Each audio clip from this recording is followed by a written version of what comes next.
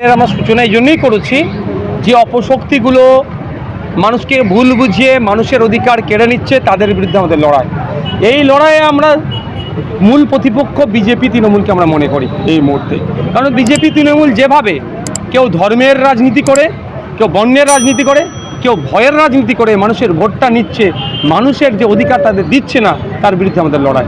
তাই এই জনগণের কাছে আমি অ্যাপিল করছি, আমরা যেখানে যেখানে খামচিহ্ন আমরা দিয়েছি ইন্ডিয়ান সেকুলার ফ্রন্টের পক্ষ থেকে 17 জায়গায় এবং একটা উপনির্বাচন, এই 18 জায়গায় খামচিহ্নের পক্ষে ভোট দিয়ে তাদেরকে বিপুল ভোটে জয়যুক্ত করুন। এবং সাথে এটাও আমাদের রাজ্য কমিটির পক্ষ থেকে বলা হয়েছে, যেখানে আমাদের খামচিহ্ন নাই সেখানে অবিজেপি অতৃণমূলের মধ্যে যারা শক্তিশালী, যারা এই ফ্যাসিস্টকে হারাতে পারবে, দুর্নীতিগ্রস্ত দলকে হারাতে পারবে, তাদেরকে ভোট দেবেন। বাংলায় কিছু মানুষ বলছে আইএসএফের কোনো অস্তিত্ব নেই, যেহেতু সিপিএম, বিজেপি, তৃণমূল কংগ্রেস আগে এই আইএসএফ তো 5 বছর আইএসএফ এর কোনো অস্তিত্ব নেই, সে বিষয়ে আপনি কি বলবেন যাদেরকে বলেছে কথাগুলো? দেখুন, যারা বলেছে তারা ভয়ে বলছে। আগামী জুন মাসের 4 তারিখে আইএসএফ কোন জায়গায় আছে, কোন পজিশনে আছে, তাদেরকে রেজাল্টের সাথে একটু মিলিয়ে নিতে বলবে। আচ্ছা, গত বিধানসভায় আপনাদের সঙ্গে জোট হয়েছিল, মানে সংযুক্ত মোর্চা, আর হঠাৎ করে আইএসএফ অনেকে বলছে যে সেই গ্রহণযোগ্যতা নেই যে আইএসএফ একটা এমপি সিট জিতে যাবে, বা তারা ভোট কাটোয়া হিসাবে এক প্রকারের বিজেপিকে সাহায্য করছে, এইটা কি বলবে? ভোট শেষ, জোট শেষ, লেফটের পক্ষ থেকে এক বড় নেতা বলেছিলেন আমরা জোট ভাঙিনি, তারা জোটটা ভেঙেছে। আমরা যেই জোটে যে আমরা প্রার্থী দেওয়ার আগে আপনারা হয়তো এটাকে মিসগাইডেড করছেন কি এড়িয়ে যাচ্ছেন জানি না, আপনাদেরকে বলে রাখি, আপনাদের মাধ্যমে জনগণের কাছে বলতে চাই, সর্বপ্রথম এই জোটের থেকে বেরিয়ে গিয়েছে কংগ্রেস। আপনারা কংগ্রেসের অধীরবাবুকে কিন্তু এ সওয়াল করছেন না, কেন বৃহত্তর স্বার্থে কথা ভেবে বিজেপি তৃণমূলকে হারানোর জন্য জোটে থাকলেন না? অধীরবাবু সর্বপ্রথম বেরিয়েছে। তারপরে আমরা লেফট ফ্রন্টের সাথে আলোচনা করেছিলাম, 14 থেকে আমরা শুরু করতে চেয়েছিলাম, শুরুও করেছিলাম, কমতে কমতে সাথে এসে দাঁড়িয়েছি।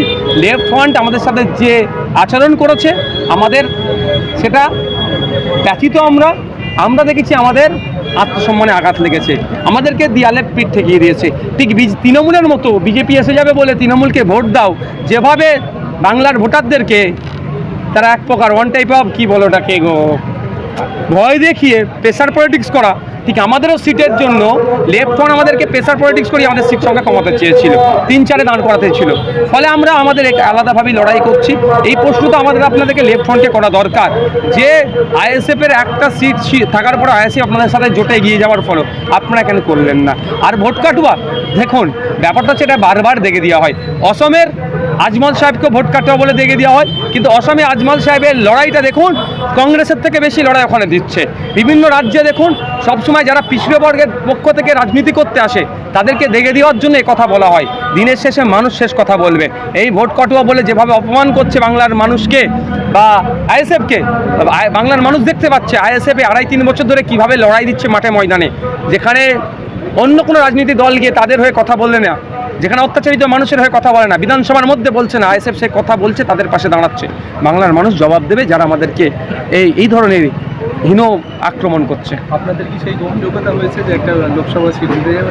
কিসের বিষয়ে আপনাকে বলবেন, কোন জায়গা থেকে বলবেন যে গ্রহণযোগ্যতা নাই? গ্রাউন্ড লেভেলে একদম পৌঁছেছে। আপনি কি করে জানলেন না? কোন কিসের মানদণ্ডে আপনি আমাকে কোশ্চেন করছেন সেটা তো বলতে হবে, যে এর মানদণ্ডে আপনার এখন শিশু, বয়সের মানদণ্ডের কথা বলছেন। রাজনীতিতে বয়সের কোনো কথা হয় না, রাজনীতি চলছে সময়ের উপর নির্ভর করছে। এখন বাজারে ঘাটে যান, আমি গতকালকের কথা বলছি, গতকালকে করিমপুরে আমার একটা প্রোগ্রাম ছিল, তাই করিমপুরে প্রোগ্রামের একটু আগে আমি পৌঁছে গিয়েছিলাম। আমি প্রোগ্রামের থেকে 1.5 কিলোমিটার আগে একটা চায়ের দোকানে চা খেতে নেমেছি, গাড়িটা আমার দূরে রেখা ছিল, কিন্তু আমাকে দেখে ওখানকার একটা বয়স্ক লোক বলছে আরে খামচিহ্নের নেতা এসে গিয়েছে। ওখানে আপনি আমার গ্রহণযোগ্যতা বা আইএসএফের গ্রহণযোগ্যতা তাও বলছি, এটা দিয়ে আমি মানদণ্ড বলছি না। কিন্তু একটা কথা বলে রাখি, যারা 60 বছরের দল নিজেদেরকে দাবি করে, 120 বছরের দল দাবি করে, হ্যান ত্যান দাবি করে, তাদের গ্রহণযোগ্যতা কোথায় সে মানুষই তাদেরকে কোথায় ফেলছে সে মানুষ দেখিয়ে দিয়েছে। আর স্বল্প দিনের দল মানুষের মনে যেভাবে জায়গা করে নিয়েছে, পঞ্চায়েত নির্বাচনে হিংসা করেছে আর টার্গেট আইএসএফকে করেছিল, সেই পঞ্চায়েত নির্বাচনে দিয়ে ডেটা হয় না। আমি আপনাদের বলি, এই যে কোশ্চেন করছেন, আশা করছি 4 তারিখে সন্ধ্যার পরে এই কোশ্চেন করবেন আমাকে, কতটা গ্রহণযোগ্যতা হয়েছে, আইএসএফ এর কত সাইলেন্ট ভোটার আছে, আপনি তখন আমাকে কোশ্চেন করে জিজ্ঞাসা করবেন, উত্তর দেবো। আচ্ছা ভাইজান, 24 বছর যে বাংলা চালিয়েছে সিপিএম, কোনো ব্যক্তি জেলে যায়নি, আইএসএফ এসে জেলে যাচ্ছে। একটা দেবো, বলুন, আমি আপনার কোশ্চেন উত্তর দেবো। যাদবপুরে যে সৃজন দাঁড়িয়েছে, যাদবপুর বিধানসভায় ভাঙড় করছে, এক সাংবাদিক জিজ্ঞাসা করছে সৃজনকে যে নওশাদের বিশ্বাসঘাতকতায় কি আপনারা পিছিয়ে যাবেন? আদৌ কি আপনারা বিশ্বাসঘাতকতা করেছেন? তো সৃজনদা কি উত্তর দিয়েছেন? সৃজনটা হেসে উড়িয়ে দিয়েছে।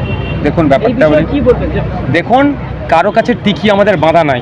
মমতা, অভিষেক, সেলিম, সুজন,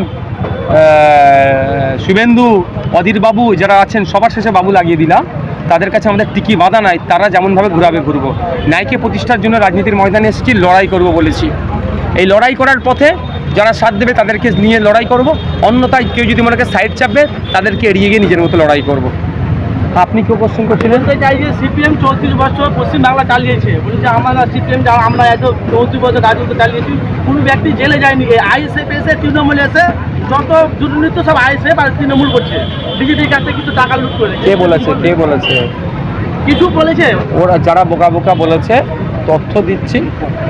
প্রেসিডেন্সি জেলের খাবার বর্তমানে যেটা দেওয়া হয় স্বাধীনতার পর থেকে সব থেকে ভালো খাবার, আর ওই খাবারে মাছ কাটতে গেলে হাত কতবার কাটে আল্লাহ জানে, সৃষ্টিকর্তাই জানে।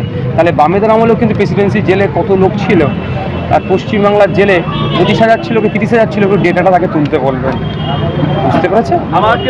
আচ্ছা, এই ধরনের অবাঞ্ছিত মন্তব্য যারা করছে তাদের উত্তর দেওয়ার সময় না।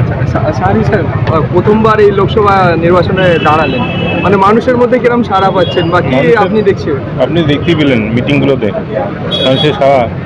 আমাদের সঙ্গে পুরো যুব সমাজ আমাদের সাথে আছে, যুব সমাজ আমাদের সাথে আছে। আমরা লড়াই করছি, আমরা প্রতিটা বাড়িতে যাচ্ছি, গরিব মানুষ আমাদের সাথে আছে। দলিত কতটা আদিবাসী আশাবাদী আপনি? অনেক, পুরোটাই আশাবাদী। আমরা 100% জয়ী হবো। ধন্যবাদ। Thank you.